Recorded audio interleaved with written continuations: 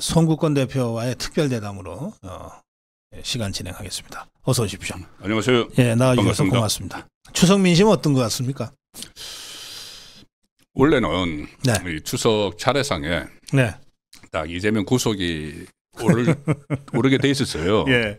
그래서 그것을 이재명 쪽도 이제 눈치를 채고 처음에는 검찰이 이 영장을 청구를 하고 뭐 네. 이렇게 하니까 이거 추석 차례상 민심의 우리를 올리기 위해서 이재명 구속을 올리기 위해서 이렇게 서두른 것 아닌가 이렇게 이야기를 했어요. 네, 저것들도 구속을 네. 각오했습니다. 그렇게 예. 이야기했는데 네. 그래서 다들 이 뭐 단식 주옥 끝에 이제 영장실질심사에 나가는 걸 연기 신청을 할 거라는 이야기를 다 했죠. 그랬죠. 그런데 연기 신청을 안 했어요. 왜 그랬을까? 자기들은 유창훈 쪽하고 뭔가 교감이 있지 않았나. 저도 그렇게 느껴집니다. 그러니까 이게 연기 신청을 하지 않았기 때문에 마치 이 교감이 있었고 그래서 막판에는 또 거의 뭐 업소까지 하면서 내 운명이 당신에게 달려있다 판사에게. 그리고 좌측 뭐 왼쪽 문을 열 것이냐 오른쪽 문을 열 것이냐 그걸 선택하라. 이게 뭐 좌파 정권을 만들 것이냐 우파 정권 만들 것이냐 이런 이야기까지 다 했어요. 예. 실질심사 최후 진술에서. 그래서 어떤 그런 그 소동 끝에 일단 이 기각이 됐죠. 기각이 되니까 본인이 이제 그 기세를 올리려고 추석 민심의 기세를 올리려고 무슨 뭐 영수회담이니 뭐 말도 안 되는 이런 이야기를 지금 막 하면서 본인 여론전을 펼치고 있는데 지금까지 역대 한 4번째 그러니까는 우리 총선이 그 추석이 4년마다 한 번 이 총선에 6개월 전에 와요.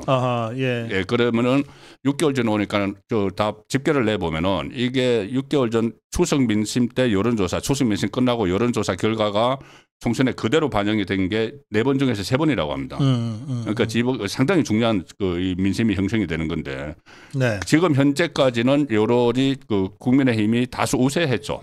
지금 그 설문조사, 여론조사 다수 우세했는데 아마 이번 끝나면은 이것이 뭐 어떻게 될지 그 추이는 봐야 되겠지만 일단 이재명 쪽에서는 이렇게 주도권을 잡았다는 듯이 행동을 하고 있는 상황이죠.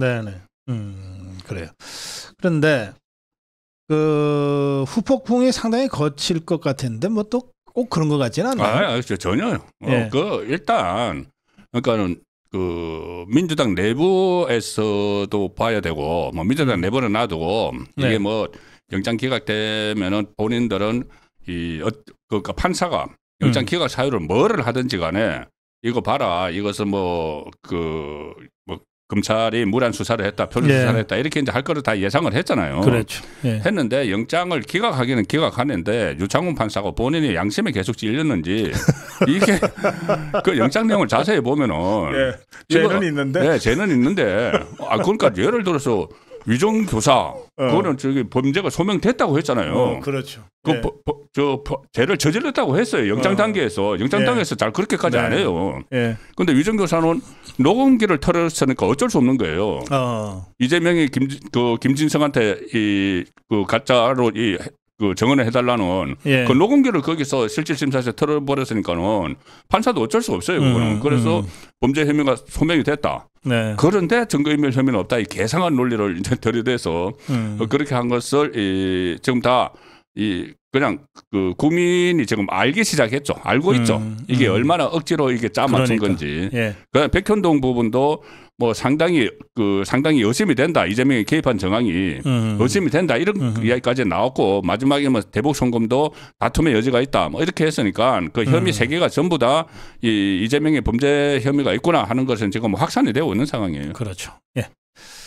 자, 뭐 후폭풍이 생각보다 그렇게 크지 않습니다. 안 큽니다. 중요한 것은 이제 우리 국민의힘 그리고 윤석열 정부가 어떻게 이 상황을 잘 헤쳐나가고 대응할 것이냐인데 일단 대통령도 국민의힘도 민생 쪽으로 초점을 맞추기 시작했어요. 그렇죠. 그거 어떻게 보십니까?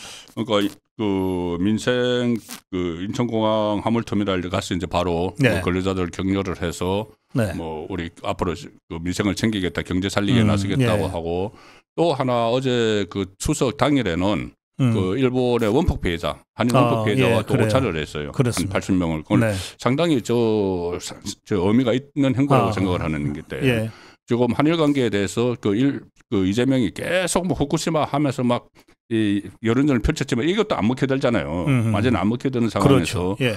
뭐 민생 차원에서도 일본과 또 경제 협력도 확대를 해야 되고 하니까 그 일본과 이 관계를 계속 하는데 그 한 단계로 그 하나의 그렇게 하기 위한 동력으로 어제 그 원폭 피해자들 초청해서 추석날 오찬을 네. 하면서 한일 관계 중요성을 강조한 거 이것도 뭐 상당히 그 봐야 되는 것이고 네. 이 민생 문제를 지금 말씀하신 대로 추석 때 추석 메시지나 모든 걸 보면 지금 민생에 담겨 있어요. 네. 앞으로 네. 이제 우리 경제가 상당히 그 외부 요인으로 어려질 수 있지만은 민생에 전력을 집중하겠다 이런 이야기를 하니까 이재명이 갑자기 민생 영수회담 이렇게 이야기를 하는 거예요. 갑자기 민생자로 붙였어요. 이재명이. 민생 영수회담 하면서 예. 두 가지를 이야기하는데 민생 영수회담하고 하나는 정기국회 때까지 12월 초까지 정쟁을 중단하자. 이게 말이 안 되는 소리인 게 정기국회가 9월 1일부터 시작했잖아요. 이재명이 단식을 8월 31일부터 했어요. 그러니까 정기국회 시작하는 날 맞춰서 단식을 해가지고 그것도 국회 그 본관 국회 의사당 거기다 천막 치고 예. 나중에는 제1야당 그 대표실에다가 그 농성장 만들고 그리고 그 사이에 있었던 뭐 원내 교섭단체 연설이나 아니면은 이 대정부질문 네. 이걸 전부 다 이재명 블랙홀로 만들어 버렸어요. 민생이 예. 아니고 예. 그렇게 만들어 놓고 그 다음에 이 9월 25일 날 그 이균용 대법원장 그 후보자 네. 그 표결도 안 하고 그때 민생 법안을 한 그 상당수가 민생 법안을 처리하기로 한 날이에요. 그랬죠. 예. 그걸 전부 다 못하게 해놓고 그러니까는 정기국회가 9, 10, 11월입니다. 그런데 이 9월 한 달을 완전히 본인이 다 망쳐놨잖아요. 네. 네. 그러고 나서 이 뭐 정쟁을 하지 말자 이렇게 하는 게 정말 어처구니가 없고 이 영수회담 한다면서 또 민생자를 붙이는 것 자체도 이게 완전히 본인이 이게 그 회담이 안 될 걸로 다 알면서 지금 윤석열 대통령이 민생 행보를 강화를 하니까 네. 거기다 이제 마포를 넣기 위해서 민생 영수회담 이런 붙이는 거죠.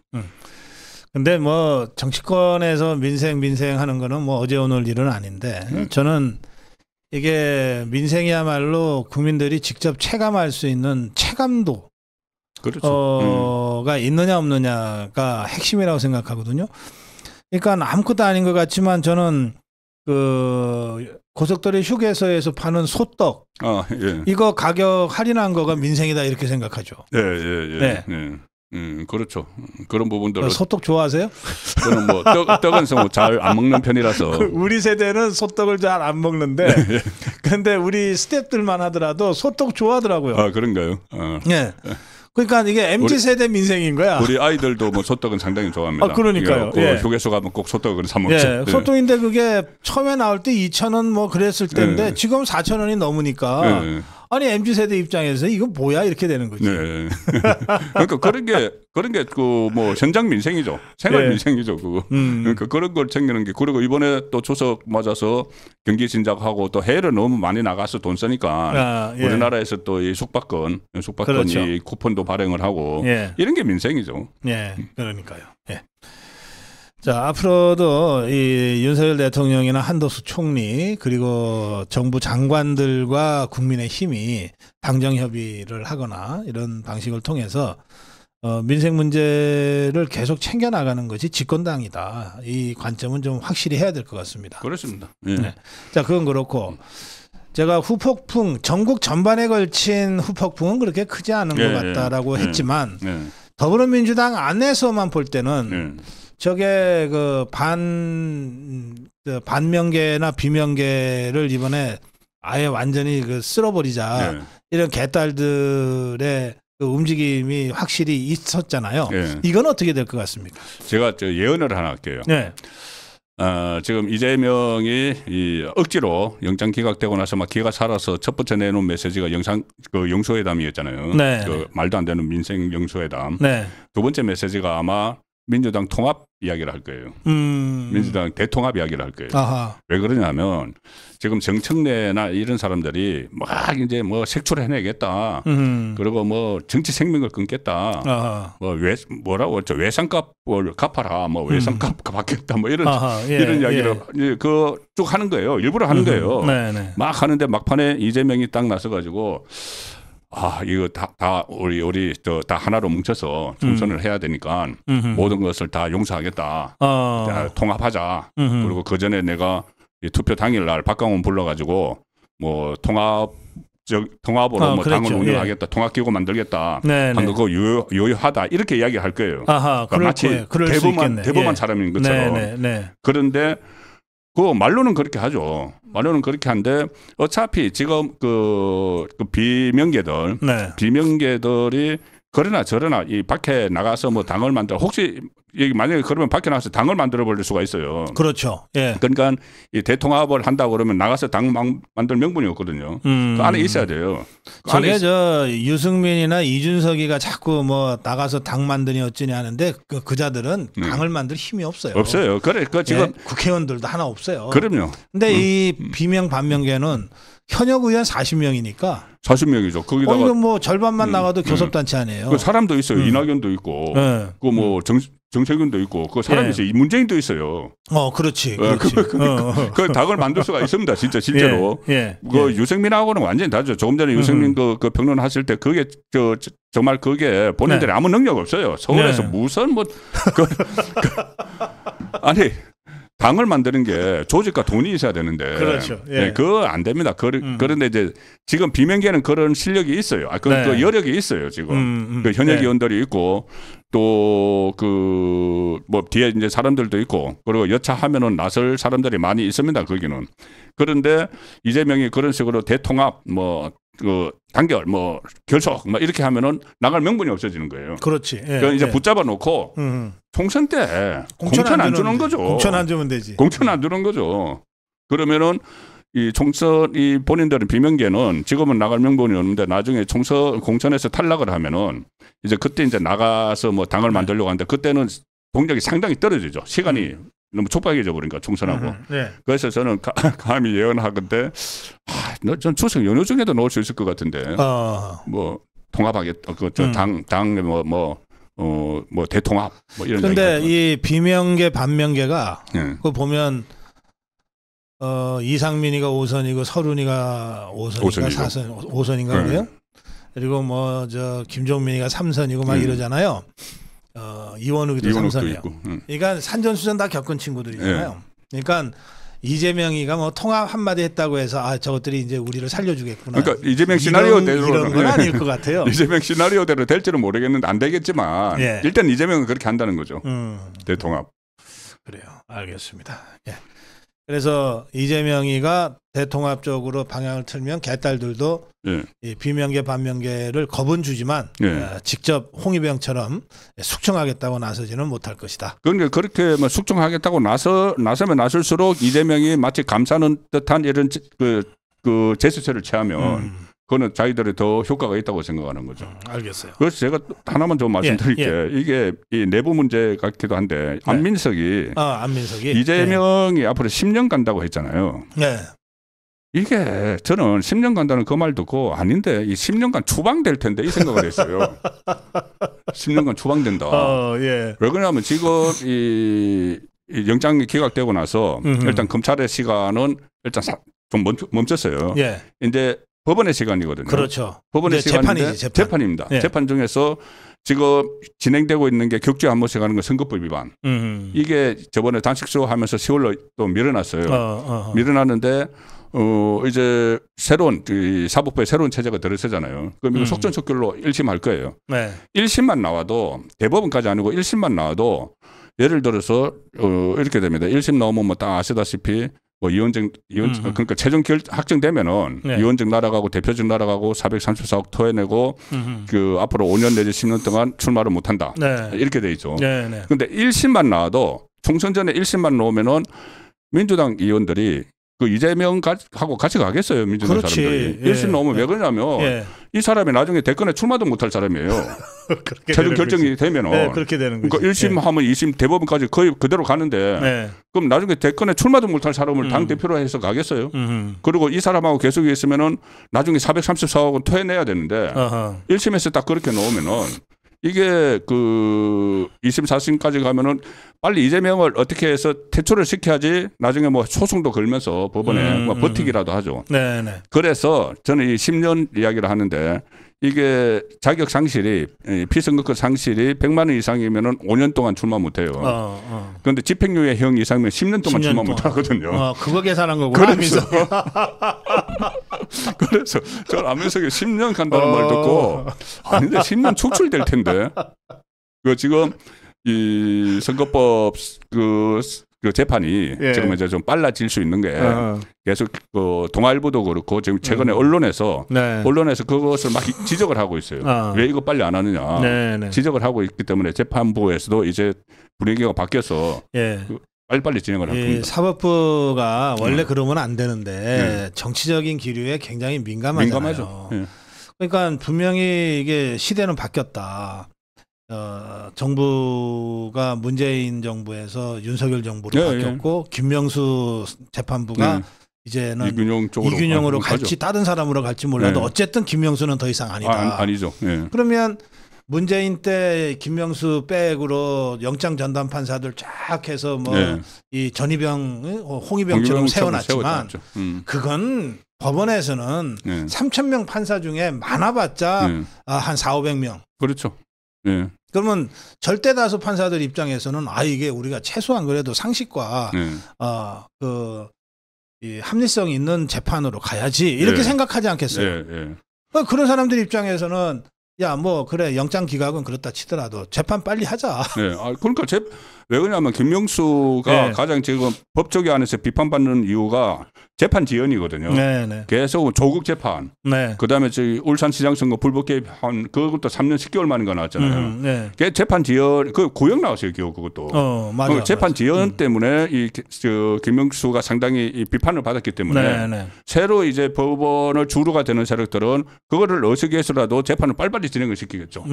특히 정치 재판 같은 경우. 그렇죠. 선거법 재판은 원래 그 1년에 다 끝내도록 돼 있어요. 맞습니다. 1심 6개월. 그런데 633으로 끝나게 돼 있는데 이게 지금 1년 지났거든요. 기소된 지. 그러니까 이거는 빨리 할 수밖에 없어요. 그러면 총선 전에 결과가 나오죠. 알겠습니다. 그러니까 진짜 앞으로 이재명 10년 귀양 간다가 원래 워딩이어야 되는데 귀양자를 뺐네, 안민석이가. 그 전에 이해찬이 좌파 정권 10년 하다가 나중에 50년 하다가 했는데 5년에 끝났듯이. 5년에 끝났죠. 그래서 이 안민석이가 나서면 그 종북 주사파들도 좀 싸하대요. 저게 또 왜 나서. 안민석도 5선인가? 5선이에요. 5선이죠. 그런데 그렇게 존재감이 정치적인 존재감은 없고 항상 초선처럼. 그러니까 초선 중에서도 비례대표 초선처럼 이렇게 나오는 메시지가 그런 거니까 당 안에서도 민주당 안에서도 좀 한심스럽겠죠. 그래요. 아까 저희가 이제 그 소떡 얘기하면서 물가 얘기했더니 짜장면, 짬뽕 물가 관리가 여론 형성에 중요합니다. 이런 의견. 그렇습니다. 이거 진짜 중요하지. 이건 그러고 보니까 최근에 오른 그 외식 오른 물가 중에 짜장면, 짬뽕 값이 제일 많이 올랐대요. 지금 막 8,000원, 9,000원 하잖아요. 8,000원 하죠. 저도 간혹 그 짜장면은 잘 즐겨 먹는데 한 8,000원 합니다. 아니 그거 짜장면 저게 한 5~6,000원? 6~7,000원까지는 참아주겠는데 8~9,000원 그러면 이거 좀 다니지. 나중에 10,000원대 가면. 그러니까 이거 뭐 냉면은 10,000원 넘은 지가 꽤 됐는데. 그래서 이제 이런 것도 일시적으로 선거 앞두고서 물가 잡는다 이런 차원이 아니고 이게 서민들이 워낙 어려울 때 그래도 서민들이 제일 많이 먹는 음식들이잖아요. 짜장면, 짬뽕이라고 하는 게. 그러니까 이 물가는 좀 특별한 관리가 좀 필요한 것 같아요. 혹시 이게 중국 공산당이 물가 짜장면 짬뽕값 올려갖고서 여당에 좀 타격을 주려고 이런 거 아닌가? 그러니까 지금 그건 아니겠고 올해 또 이 제수상 차리는데도 차례상 차리는데도 상당히 물가 때문에 사과 한 알에 10,000원 뭐 이런 이야기까지 나왔잖아요. 그래요. 예. 그래서 이런 거를 그 해결을 하는 거는 확실히 우리 보수 우파 정권이 잘 해요. 실력이 있게 잘 하는데 이걸 계속 그 국회에서 여태까지 계속 발목을 잡고 그렇게 하고 있으니까 빨리 총선을 통해서 완전 지형을 바꿔야 되는 그런 절박함이 더 있는 거죠. 그러니까 이게 우리 짜장면 짬뽕 하는 우리 중국집 하는 분들이 우리 아미고 회원들 중에도 계셔요. 그래서 제가 이건 일방적으로 그 중국집 하는 분들이 희생하라 이런 차원은 아니고 그런 거 있어요. 물가 중에서도 물가 관리하는 물가 관리 하는 핵심 물가들이 있어요. 그러니까 라면 값은 함부로 못 올려요. 그 뭐 용어가 있습니다. 무슨 잘 생각이 안 나는데. 그러니까 라면 값 이런 걸 함부로 못 올려요. 이게 워낙 우리 서민들이 거의 하루에 한두 번씩은 먹는 거기 때문에. 생필품 중에서도 그렇죠. 있어요. 쌀값도 함부로 못 올리잖아요. 그러니까 그런 차원으로 짜장면 짬뽕을 봐야 된다. 그런 취지입니다. 다른 건 올려도 돼. 뭐 군만두라든지 뭐 탕수육은 좀 올리셔도 돼. 올려도 되는데 짜장면 짬뽕은 그래도 이건 관리가 돼야 중식당 안에서도 필수적인 거는 관리가 돼야 되고 돼야 된다.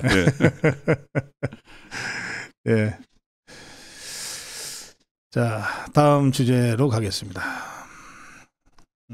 이 김태우 후보가 이게 개딸인지 아닌지는 아직 확인이 안 됐는데 이게 그 선거 유세에 나왔다가 아주 심각하게 방해를 받았어요. 이건 이제 선거법 위반인데. 저는 그 영상을 보니까 정말 도발을 의도적으로 하는 것 같더라고요. 그 가양역에서 저도 이 방청천리 때문에 가양역을 한 번씩 가는데 그 가양역 사람들이 상당히 많이 다니는 곳이에요. 그런데 거기서 나타나서 이 도발을 그러니까는 거기서 유세를 할 거를 알고 왔겠죠. 완전히 도발을 해서 저는 김태우 후보가 그래도 속으로 참으면서 이렇게 하시면 안 됩니다. 선거법 위반입니다. 선거 방해입니다. 그냥 가십시오. 이렇게 했는데도 계속 하면서 막 혀를 차고 이러면서 배신자 대고 배신자라고 하고 그리고 이것은 뭐 공적 활동이다 이런 용어를 써요. 이게 그러면 이게 그냥 순간적으로 한 게 아니에요. 그냥 시민이라고 보기는 어렵지. 아닙니다. 공적 활동이다 이런 표현을 쓰더라고요. 그럼 이게 기획돼서 지금 나온 겁니다. 그럼 그렇게 왜 나왔겠느냐? 그렇게 거기서 막 고함을 지르고 이런 사람 뽑으면 안 됩니다. 하는데 이게 목적이 아니고 이렇게 도발을 해가지고 자극을 해서 뭔가 역자극을 받으러 한 것 같아요. 일종의 어떤 트러블을 만들어내기 위한 거죠. 그래서 김태우 후보나 아니면 그 옆에 선거운동원들이 뭐 예를 들어서 좀 거칠게 대응을 하거나 자기가 이렇게 막 욕설 거의 비슷한 단계까지. 근데 이걸 영상을 어떻게 서울에 뭐 어딘가가 했대요? 그러니까 그것도 그 좌파 매체, 좌파 유튜버 거기서 했는데 그 영상도 어떻게 그쪽에서 또 해서 확보를 해서 틀었는지 이런 부분도 의심스럽고 어쨌든 그냥 기획된 그냥 기획됐다고 봐야죠. 저는 기획됐다고 봅니다.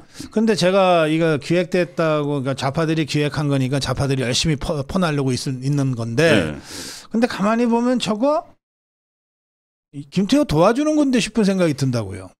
워낙 이 도발한 자가 이게 뭐 막무가내예요. 그러니까 그 영상이 퍼지면 퍼질수록 일단 개딸 쪽의 그 성향을 알게 되는 거죠. 여태까지 계속 사람들이 개딸 해서 막 하는 거 이재명 단식할 때 와서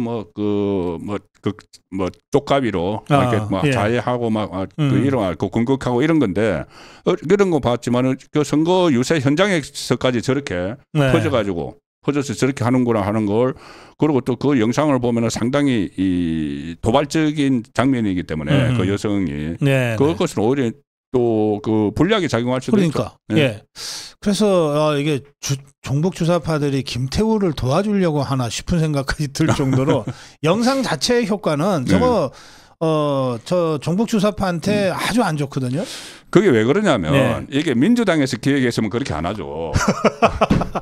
당 차원에서 뭐 선대위나 그러면 좀 낫지. 그래도 거기는 선수들이 있는데 이렇게 안 하죠. 이거는 자기들이 일종의 보면 장사하려고 아니면 이제 자기들의 존재감을 가시하려고 거기서 기획을 하는 거예요. 자기들 그래서 조잡하게 된 거구나. 네, 조잡하게 된 거죠. 그래서 오히려 역효과를 불러일으킬 수 있는데 이거 역효과뿐이 아니고 그전에 제가 사례를 찾아보니까는 이렇게 하다가 구속된 사람들이 있어요. 있어요. 구속되죠. 예, 예. 대진연이라고 있지 않습니까? 예. 대학생 진보연합인가. 그게 오세훈 선거 때, 예, 오세훈 선거 때 문제가 됐어요. 예, 우선 그때 따라다니면서 막 해서 그때 고발이 돼서 이 사람들 구속이 됐어요. 네. 이거 큰일 날 일입니다. 그래서 그러니까 제가 이걸 보면서 이 사람들은 진짜 이 종북주사파들은 정말 이 자기네 동료일 텐데 그 막 욕하고 막 이런 그 그렇죠. 여성이 자기네랑 같은 편이잖아요. 그런데 이 영상을 틀면 이 여성이 사법 처리된다는 거를 모를 리가 없거든. 알죠. 근데 에라 뭐 너는 감옥 가라 나는 돈 벌겠다 이 수준 아니냐 이게. 그거죠. 그럼 어떻게 보면 뭐 이렇게 뭐 하고 이거는 제가 지금 공적 활동하는 겁니다. 이렇게 이야기하는 게 교육을 받고 나왔을 수가 있어요. 가서 지금 김태호한테 막 해서 자극적으로 해서 김태호가 이거 선거방해 하지 말라고 그러면은 이거 선거방해가 아니고 이것은 뭐 유권자로서 내 권리가 있기 때문에 공적 활동하는 거다 이렇게 이야기해라 하고 다 교육도 받고 온 것 같아요. 참 아이고 불쌍한 사람들 같으니라고. 자, 여기 비영수님이 짜장면 9,000원 하다가 윤석열 정부 때부터 지방에서 7,000원으로 내린 집도 있고 4,000원 하는 집도 있고. 그러니까 실력이 있다니까요. 그러니까 이게 그렇지. 일부러 3,000원 하는 집도 있고 그렇대요. 그러니까 우리 이 짜장면 짬뽕도 2개만은 저는 뭐 주로 우동을 먹습니다만 우동 값은 좀 비싸게 받으셔도 돼. 근데 짜장면 짬뽕 값은 좀 자, 그 마지막 주제인데요. 어쨌든 그 국민의힘이 잘해야 되잖아요. 그럼요. 국민의힘이 어떻게 보세요? 지금 잘하고 있는 겁니까? 저는 이 국민의힘 정말 이대로 가면 큰일 날 수 있다고 싶었던 게 이겁니다. 처음에 이제 이재명 체포동의안이 가결이 되고 나서 국민의힘에서 첫 번째 나온 반응이 이거 민주당 찢어진다. 그러면 우리 선거에서 이길 수 있다. 일려 다야 구도가 된다. 글쎄 말이야. 아주 그 반응이 처음 나오더라고요. 아주 달콤하게. 야 정말 어떻게 저런 반응이 나올 수가 있나 싶은데 그러니까 이 본인들이 뭐를 방향을 설정하고 막 하려는 게 아니고 그냥 지금까지 1년 이상 상대방의 자책골에 의존을 해왔던 그런데 자책골이 지금 막바지거든요. 최고점에 올라가 있을 때요. 그럴 때서 더 긴장을 했어야 되는데 아니 체포동의안이 예를 들어서 가결이 되면은 그것보다 먼저 생각해야 될 게 저거 큰일 났네. 민주당이 방탄 프레임에서 벗어나겠네. 이 생각을 해야 돼요. 그렇죠. 계속 방탄하면서 1년 동안 막 공격을 해왔는데 어쨌든 간에 비명계가 이탈을 했던 어쨌든 간에 그러니까 이재명은 방탄 프레임에서 못 벗어났어요. 그 전날 부결표를 던지라고 이야기를 했기 때문에. 부결 호소인이 되는 바람에. 부결 호소인이 되는 바람에 그 이재명 개인은 방탄 프레임에서 못 벗어났지만 어쨌든 결과적으로 민주당은 방탄 프레임에서 벗어났잖아요. 가결을 시켰기 때문에. 그래요. 그럼 거기에 긴장을 해야 되는데 그게 아니고 그러면 이제 뭐 색출하고 이 정치 생명을 끊겠다고 했으니까는 비명계가 쭉 오르르 달려 나와서 당을 하나 만들겠네. 그러면 이제 이낙연 당도 생기고 문재인 당도 생기고 이재명 당도 생기면 이거 우리 정말 해볼 만하다. 우리 필성이다. 이 반응이 먼저 나오더라고요. 그래서 저는 그게 상당히 지금 위험한 생각이고 지금은 그렇지 않잖아요. 제가 조금 전에 말씀드렸다시피 이재명이 쇼를 할 거예요. 그 통합쇼. 통합쇼를 또 한판 벌일 겁니다. 그러면은 총선이 그대로 이 체제 그대로 갈 가능성이 더 높죠 지금은. 아니 1대1 체제로 갈 가능성이 높기 때문에 거기에 대비를 해야 되는데 과연 그 제대로 대응을 하고 있는지 그 부분이 의문이고 일단 강서구청장 선거 결과에 따라서 어떤 식으로든 체제를 한번 정비를 하는 그런 계기가 마련돼야 될 겁니다. 그래요. 물론 뭐 지금 현역에서 잘 뛰고 있는 김기현 지도부를 흔들자는 말은 아니고요. 근데 또 그런 얘기도 나옵니다.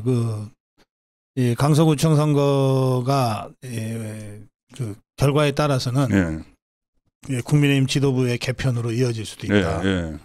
그런 당연히 그럴 수밖에 없는 것이 일단 김기현 대표에 대해서 뭐 기대를 하는 분들도 있지만 우려를 하는 분이 더 많아요, 현실적으로. 네. 그렇다면은 이번에 이 가양 선거에 대해서 그렇죠. 이 강서구청장 선거에 대해서 네. 이 어떤 이제 그러니까 그 김기현 지도부의 능력을 테스트하는 그런 게 되는 거죠. 그러니까 결과에 따라서 네. 과연 김기현 지도부가 이 상태로 총선까지 갈 수 있느냐, 아니면 이게 뭔가 변화를 줘야 되느냐, 그것은 되겠죠. 일단 어쨌든 공천을 그렇죠. 선택을 한 거는 김기현 지도부니까. 알겠습니다. 예. 자, 오늘 특별 대담이었습니다. 이 추석 연휴 중에도 나와주신 송국권 대표께 다시 한번 감사드립니다. 여러분도 그 혼술 구독으로 우리 송국권 대표에게 힘 좀 실어주시면 좋겠습니다. 자, 말씀 잘 들었습니다. 고맙습니다. 네, 고맙습니다. 예.